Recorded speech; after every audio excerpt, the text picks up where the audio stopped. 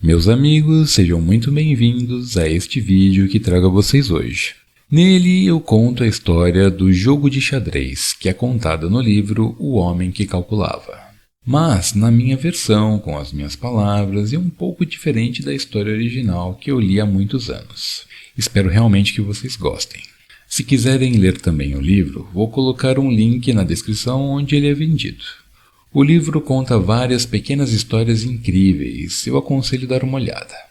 Fora isso, como fui massoterapeuta por muitos anos, eu fiz um e-book com uma técnica para aliviar a dor muscular na região superior do corpo. É uma técnica simples que vocês podem fazer em vocês mesmos, mas é muito eficaz e pode tirar dores que você achava difícil de tirar. E o preço é bem acessível. E também, como esse é meu primeiro vídeo do meu primeiro canal no YouTube, ele não é monetizado ainda. Se gostarem do vídeo e quiserem me ajudar, vou deixar um link na descrição para isso, ok? Muito obrigado e aproveitem a história. Há muito tempo, a Índia antiga era dividida em uma série de reinos. Em um deles havia um rei que reinava soberano e era generoso com seus súditos, assim conseguindo manter uma relativa paz e felicidade para sua nação. Mas naquela época havia muitos conflitos entre os reinos vizinhos daquela região. Certa vez um dos reinos que rivalizava em grandeza com o reino de nosso rei ameaçou invadi-lo.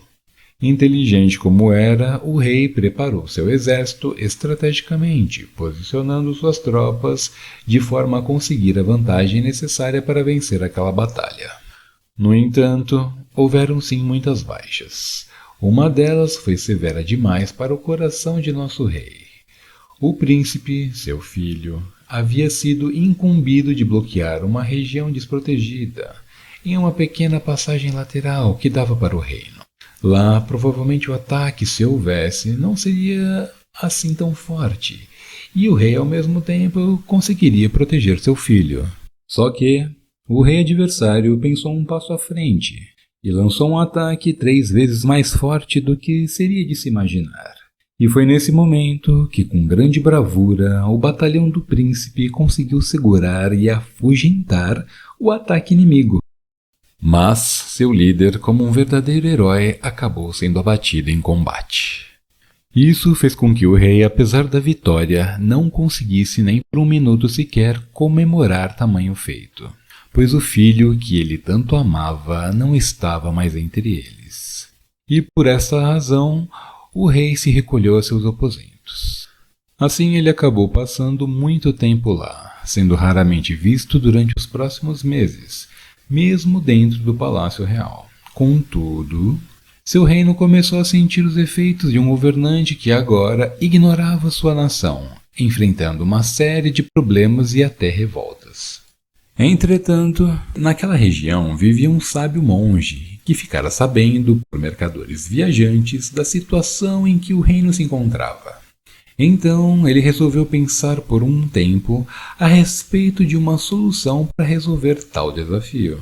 Sabendo do apreço do rei por estratégias, o monge acabou elaborando um jogo que poderia trazer o rei a um entendimento sobre o que havia acontecido naquela guerra, e, sendo assim, resgatá-lo de sua tristeza.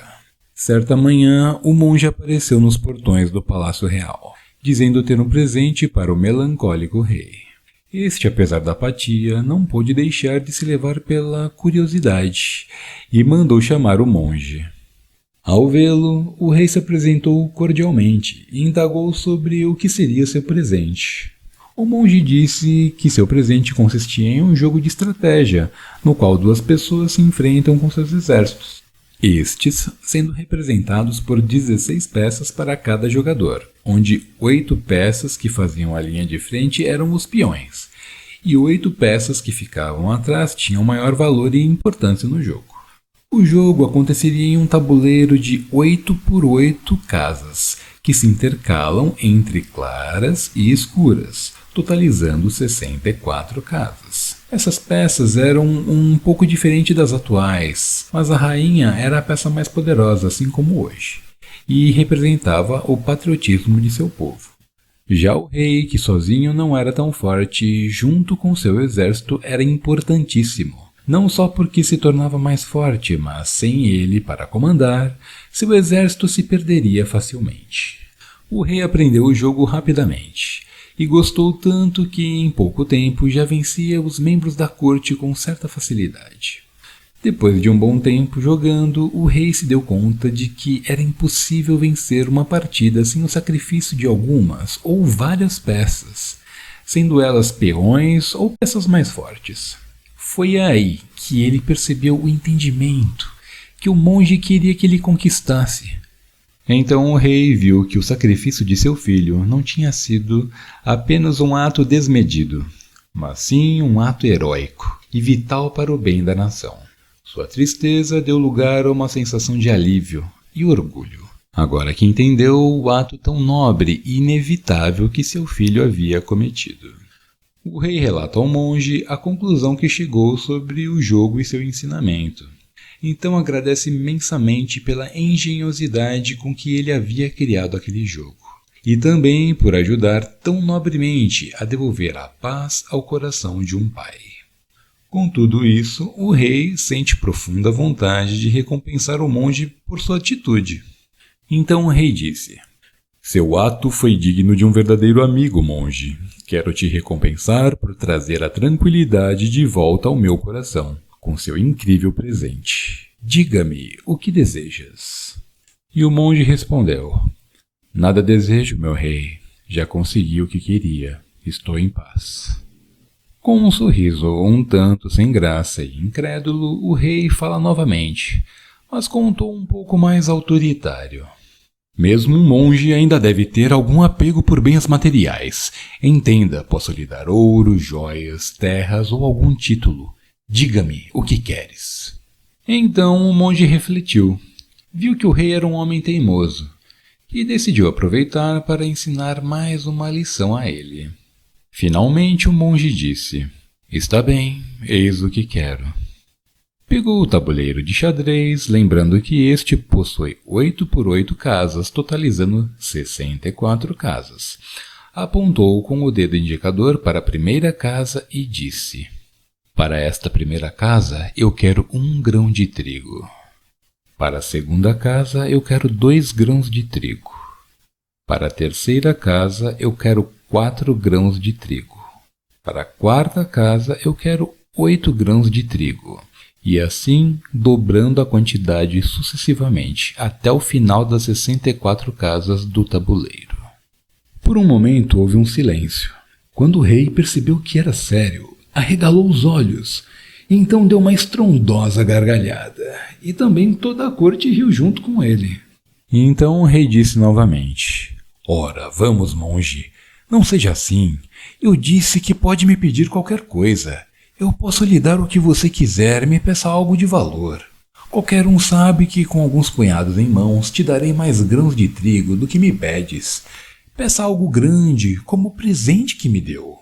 Irredutível, o monge diz: "Meu rei, você disse que eu podia pedir o que eu quisesse. Pois bem, é isso que eu quero." Vendo que o monge era ainda mais teimoso do que ele, o rei pede a seu calculista real que faça as contas e junte a quantidade de trigo em uma saca, dizendo baixinho no ouvido do calculista que se esta não ficasse totalmente cheia, ele deveria completá-la. Voltando a falar em voz alta, disse o rei com um sorriso: "Enquanto isso, vamos jogar mais uma partida de xadrez." Já na terceira partida, o rei começa a ficar impaciente e pede ao guarda que chame o calculista. Mas eis que de súbito este surge por uma das portas do aposento. Interrompendo a partida, o rei diz: "Pois então, calculista, diga."